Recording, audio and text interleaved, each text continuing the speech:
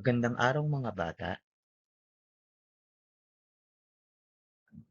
Ang ating pag-aaralan sa araw na ito ay tungkol sa tekstong naratibo, partikular na ang tulang pambata. Pag-aaralan natin kung paano tukuyin ang mahalagang detalye upang mas maunawaan ang nilalaman at mensahe ng tula. Magbigay ng mga salitang maiuugnay sa tulang pambata. Isulat ang iyong mga sagot sa loob ng graphic organizer.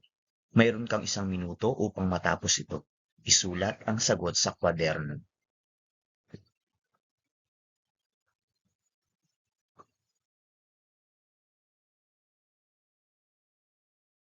Ngayon ay basahin at unawaing mabuti ang nilalaman ng tula. Pagkatapos, sagutin ang mga tanong kasunod nito.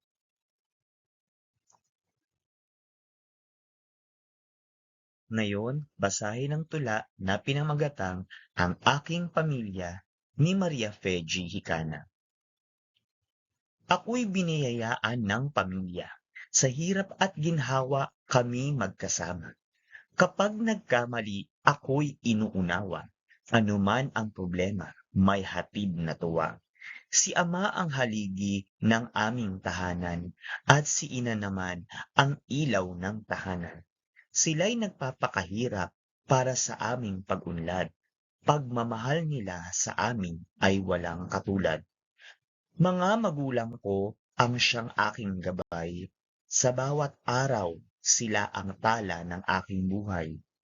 Buhay nila'y sa akin inalay upang sa buhay ako'y magtagumpay.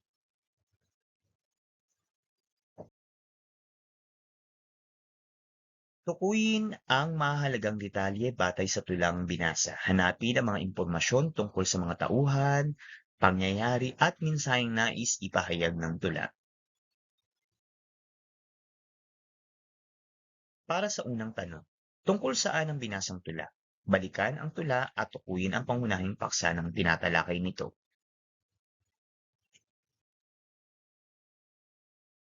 Kung ang sagot mo ay tungkol sa pagmamahal, pag-aaruga at sakripisyo ng pamilya, lalo na ng mga magulang para sa kanilang mga anak, tama ang iyong sagot.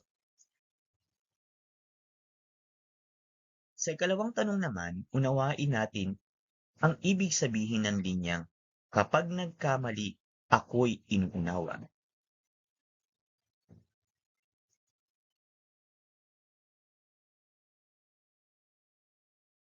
Ang ibig sabihin nito ay naiintindihan at pinapatawad ng pamilya ang bata kapag siya ay nagkakamali. Para sa ikatlong tanong, unawain natin ang ipinapahiwatig ng ikalawang sakno.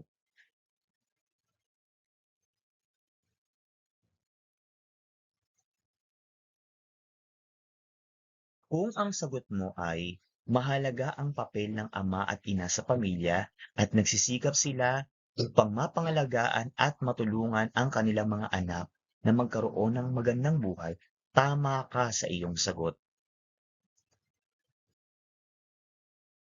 Para sa ikaapat na bilang ng tanong, tukuyin kung ano ang inialay ng mga magulang para sa mga bata.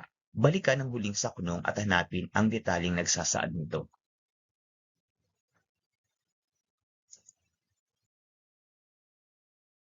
Tama, inialay ng mga magulang ang kanilang buhay para sa kanilang mga anak upang magtagumpay sila.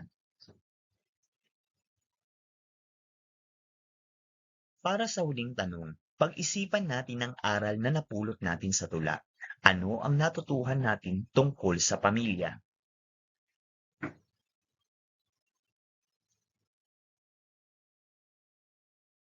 Narito ang posibleng sagot.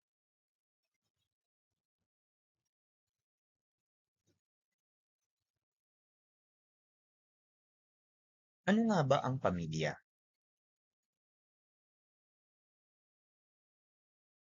Batay sa batas, ang pamilya ay kinikilala bilang pundasyon ng bansa at isang matatag na institusyong panlipunan na nakasalalay sa kasal.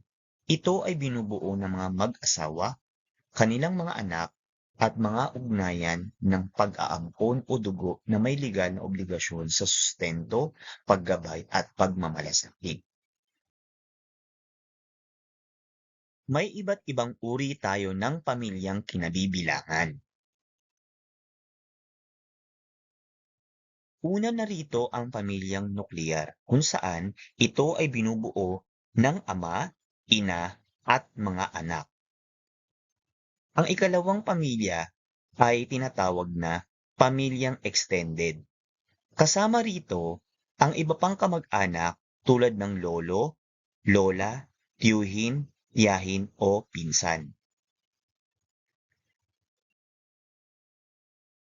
Ang ikatlong uri ng pamilya ay tinatawag na pamilyang solo parent. Ito ay iisa lamang ang magulang na nag-aalaga at gumagabay sa mga anak. Halimbawa, si nanay o si tatay lang ang nag-aalaga sa anak. Tandaan natin na anumang uri o anyo ang pamilyang ating kinabibilangan, mahalaga ang pagmamahalan, paggalang, at pag-aalaga, gayon din ang pagtutulungan ng bawat miyembro ng pamilya.